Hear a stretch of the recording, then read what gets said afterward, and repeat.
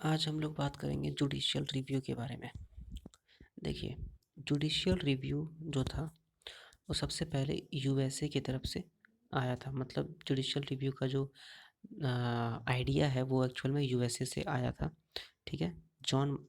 ये सबसे पहले कहाँ आया था? तो फेमस केस है एक मार्बरी वर्सेस मेडिसन, जो कि जॉन मार्शल के द्वारा है, जो चीफ जस्टिस थे अमेरिकन सुप्रीम कोर्ट का। तो तभी से जुडिशियल रिव्यू के बारे में एक उत्पत्ति हुई, मतलब स्टार्ट हुआ वहीं से। तो जुडिशियल रिव्यू होता क्या है, सबसे पहले वो देखते हैं। जुडिशियल रिव्यू एक ऐसा पावर है जुडिशरी के पास, जिससे कि वो चेक कर सकता है कि स्टेट और जो लेजिस्लेटिव और एग्जीक्यूटिव ऑर्डर है, मतलब कि कोई भी ऑर्डर जो स्टेट और सेंट्रल गवर्नमेंट की तरफ से आता है वो कॉन्स्टिट्यूशनली वैलिड है या नहीं, वो कॉन्स्टिट्यूशन का मानता है या नहीं मानता है। अगर नहीं मानता है तो उसको सुप्रीम कोर्ट उसको अपने संज्ञान में लेगा, उसको उस पे देखेगा और फिर वो उसको ख़त्म कर देगा, उस एक्ट को या उस जो भी ऑर्डर है उसको ख़त्म कर दिया जाएगा, क्योंकि ये अनकॉन्स्टिट्यूशनल होगा और इनवैलिड होगा। एक जस्टिस थे जिसका नाम था जस्टिस सैयद शाह मोहम्मद कादरी। उन्होंने जुडिशियल रिव्यू को 3 कैटेगरीज में बांटा है। सबसे पहले judicial review of constitutional amendment, मतलब जो कॉन्स्टिट्यूशनल अमेंडमेंट होता है, संशोधन होता है, संविधान संशोधन होता है, उसके बारे में जुडिशियल रिव्यू करना कि क्या वो कॉन्स्टिट्यूशनली वैलिड है या नहीं वैलिड है।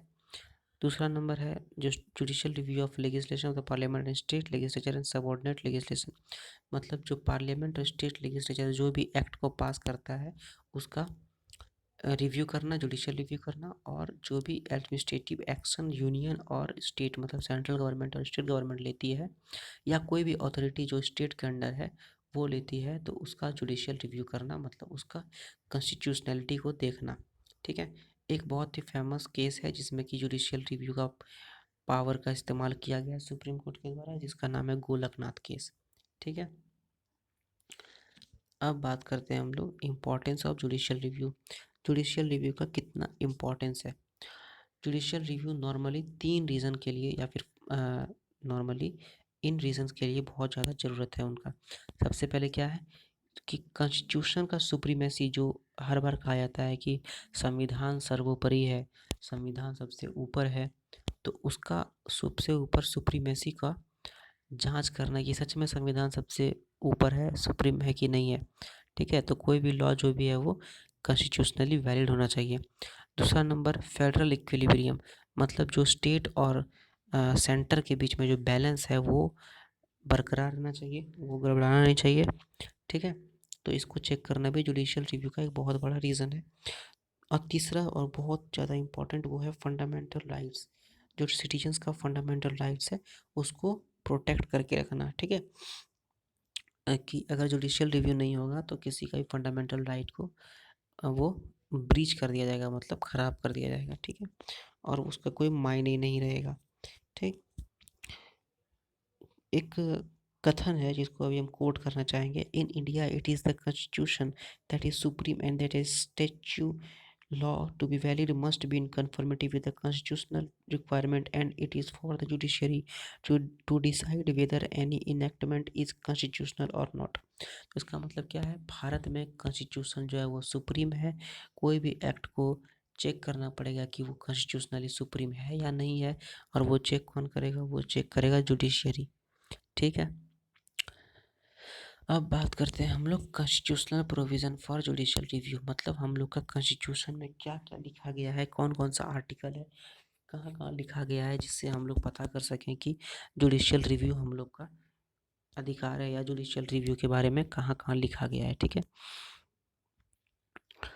चलो देखते हैं। सबसे पहले आर्टिकल 13 में लिखा हुआ है कि जो भी फंडामेंटल राइट्स के खिलाफ हो या फिर फंडामेंटल राइट्स के साथ कोई भी एक्ट या कोई भी लॉ नहीं हो, वो लॉ या वो एक्ट नल एंड वॉइड है, मतलब कि वो इनवैलिड है, वो ख़त्म है, वॉइड, वो एक्ट ख़त्म है, वो एक्ट उसी समय रद्द हो जाएगा। ठीक है। वो लॉ उसी समय रद्द हो जाएगा, वो कानून उसी समय रद्द हो जाएगा। आर्टिकल 32 बोलता है कि किसी भी व्यक्ति को या किसी भी एंटाइटी को, किसी भी संस्था को, किसी भी चीज़ को फंडामेंटल राइट्स के खिलाफ अगर उनका फंडामेंटल राइट्स उनका फंडामेंटल राइट्स को ब्रीच किया गया, मतलब भंग किया गया, तो वो सुप्रीम कोर्ट या फिर डायरेक्ट सुप्रीम कोर्ट जा सकता है और सुप्रीम कोर्ट रिट्स दे सकता है। अब रिट्स 5 तरह का होता है। रिट्स के बारे में हम लोग अच्छे से बात किए हुए हैं एक वीडियो में, प्रीवियस वीडियो में, जिसका लिंक डिस्क्रिप्शन में दे दिया जाएगा, आप लोग जा कर के देख सकते हैं। उसके बाद आर्टिकल 131 में बताया गया है कि सुप्रीम कोर्ट सेंटर स्टेट और इंटर स्टेट, मतलब 2 स्टेट के बीच में और सेंटर और स्टेट के बीच में अगर कोई भी डिस्प्यूट होगा तो उसमें जो सुप्रीम कोर्ट है वो अपना जुरिस्डिक्शन, मतलब अपना कानून, अपना नियम, अपना डिसीजन दे सकता है। ठीक है। आर्टिकल 132 के अनुसार हम लोग या फिर कोई भी एंटाइटी अपील कर सकता है किसी भी कॉन्स्टिट्यूशनल कोर्ट में, किसी भी कॉन्स्टिट्यूशनल केस के लिए, जैसे कि किसी का फंडामेंटल राइट ख़राब हो गया या फिर कुछ ऐसा कॉन्स्टिट्यूशनल चीज़ हो गया है जिसका वो बहुत ज़्यादा ज़रूरत है उसको, तो वो डायरेक्ट सुप्रीम कोर्ट में अपील कर सकता है। ठीक है, उसको बोलते हैं अपीलिएट जुरिस्डिक्शन। ठीक है। उसके बाद आर्टिकल 133 वो बोलता है कि किसी भी सिविल केस में, मतलब किसी भी नॉर्मल केस में, जगह ज़मीन का वाद विवाद में, सुप्रीम कोर्ट में आदमी अपील कर सकता है, उसको बोलते हैं अपीलिएट जुरिस्डिक्शन। आर्टिकल 134 के अनुसार किसी भी क्रिमिनल केस में, जैसे कि किसी का गला किसी को मर्डर हो गया या फिर ऐसा वैसा ऑनर किलिंग, ऐसा केस में कोई भी सुप्रीम कोर्ट में मूव कर सकता है, सुप्रीम कोर्ट जा सकता है, उसको बोलते हैं अपीलिएट जुरिस्डिक्शन। ठीक है, इन क्रिमिनल केसेस। आर्टिकल 134 के 34A के अनुसार कोई भी आदमी सर्टिफिकेट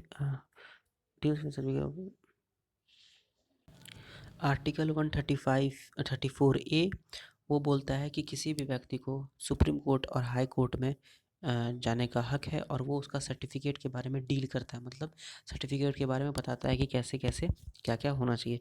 आर्टिकल 135 जो है वो सुप्रीम कोर्ट को एम्पावर करता है, मतलब बोलता है या परमिशन देता है कि वो कोई भी फेडरल कोर्ट का, मतलब कोई भी कोर्ट का जुरिस्डिक्शन और पावर, मतलब किसी भी कोर्ट का इंडिया के अंदर एक्सेप्ट, किसी भी कोर्ट का इंडिया के अंदर उसका जुरिस्डिक्शन और पावर को वो इस्तेमाल कर सकता है, इसे एक्सरसाइज कर सकता है। आर्टिकल 136 बोलता है सुप्रीम कोर्ट को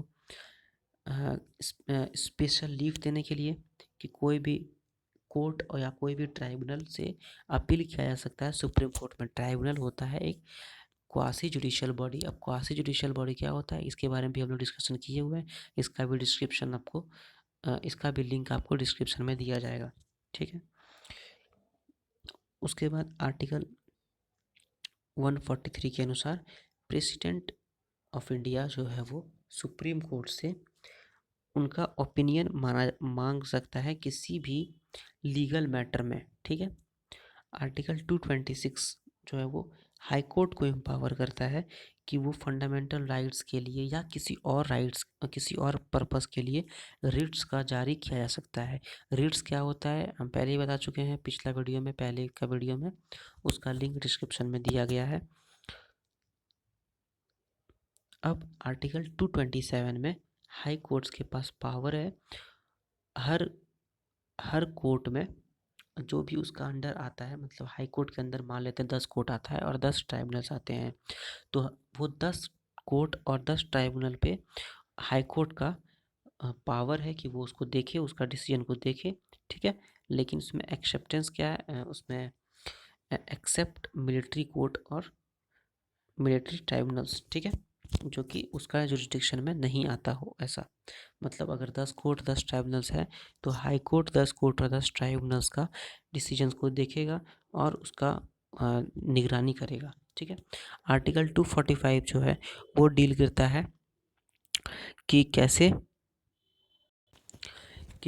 और कितना टेरेस्ट्रियल एक्सटेंट, मतलब कि कितना किस एरिया में किसी का भी लॉ वैलिड है, कोई पार्लियामेंट का या स्टेट लेजिस्लेचर का जो लॉ है वो किस एरिया तक वैलिड है, कहाँ तक वैलिड है, ये आर्टिकल 245 में बताया गया है। 266 के अनुसार जो यूनियन लिस्ट, कंकरेंट लिस्ट और स्टेट लिस्ट, इन सब में जो जो सब्जेक्ट मैटर है, मतलब जो यूनियन लिस्ट का मैटर है, जो कंकरेंट लिस्ट का मैटर है, जो स्टेट लिस्ट का मैटर है, वो सब आर्टिकल 246 में लिखा हुआ है। आर्टिकल 251 और 245 में बताया गया है कि 254 में बताया गया है कि अगर सेंटर का लॉ, मतलब केंद्र सरकार का लॉ और स्टेट का लॉ में अगर दिक्कत हो जाए या फिर कॉन्फ्लिक्ट हो जाए, मतलब दोनों में झगड़ा हो जाए, तो सेंट्रल लॉ जो है वही रहेगा, स्टेट का लॉ ख़त्म हो जाएगा। ठीक है। आर्टिकल 372 बोलता है कि जो भी कॉन्स्टिट्यूशनल लॉ से पहले का लॉ, मतलब कॉन्स्टिट्यूशनली वैलिड है, उसको कंटिन्यू किया जाए, मतलब कॉन्स्टिट्यूशनली लॉ ही कंटिन्यू किया जाए। ठीक है। अब बात करते हैं हम लोग स्कोप ऑफ जुडिशियल रिव्यू, मतलब जुडिशियल रिव्यू का क्या स्कोप है। जुडिशियल रिव्यू सुप्रीम कोर्ट या हाई कोर्ट में किया जा सकता है, मतलब कि किसी भी लीगल इनेक्टमेंट में या किसी भी ऑर्डर का, गवर्नमेंट का ऑर्डर को सुप्रीम कोर्ट या हाई कोर्ट में चैलेंज किया जा सकता है 3 ग्राउंड पर। कौन कौन सा ग्राउंड? पहला कि अगर वो फंडामेंटल राइट का उल्लंघन कर रहा हो। दूसरा कि वो किसी भी अथॉरिटी जो उसको लॉ को इनेक्ट किया है उसका उसका कंपटीशन से बाहर हो, मतलब कि वो उसका एरिया ऑफ जुरिस्डिक्शन से बाहर हो, वो उसका औकात नहीं हो उतना करने का। और तीसरा, अगर वो कॉन्स्टिट्यूशनल प्रोविज़न का उल्लंघन कर रहा हो तो। ठीक है। तो इससे हम देखते हैं कि यूएसए का जो जुडिशियल रिव्यू है वो ज़्यादा बड़ा है और हम लोग का जुडिशियल रिव्यू, उसका दायरा बहुत कम है, अभी भी बहुत नैरो है। ठीक है। तो जुडिशियल रिव्यू हम लोग जान गए क्या होता है।